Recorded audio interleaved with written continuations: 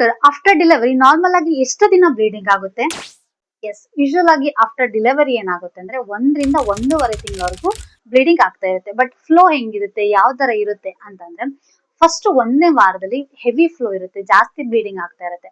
2ರಿಂದ 3ನೇ ವಾರದಲ್ಲಿ ಕ್ರಮೇಣ ಕಡಿಮೆ ಆಗುತ್ತೆ, ಬ್ರೌನಿಶ್ ಡಿಸ್ಚಾರ್ಜ್ ತರ ಆಗುತ್ತೆ. ಅದ್ರ ನಂತರ ವೈಟ್ ಡಿಸ್ಚಾರ್ಜ್ ಆಗ್ಬಿಟ್ಟು ಸ್ಟಾಪ್ ಆಗುತ್ತೆ ಬ್ಲೀಡಿಂಗ್. ಬಟ್ ಸಿಸ್ರಿನ್ ಅದ್ರಲ್ಲಿ ನಾವು ಬ್ಲೀಡಿಂಗ್ ನ ಕಡಿಮೆ ಪ್ರಮಾಣದಲ್ಲಿ ನೋಡ್ತೀವಿ. ಯಾಕೆ ಅಂತಂದ್ರೆ ಯೂಶುವಲ್ ಆಗಿ ಸಿಸ್ರಿನ್ ಮಾಡ್ಬೇಕಾದ್ರೆ ಆಲ್ಮೋಸ್ಟ್ ಬ್ಲೀಡಿಂಗ್ ನ ಸ್ಟಾಪ್ ಮಾಡಿರ್ತಾರೆ.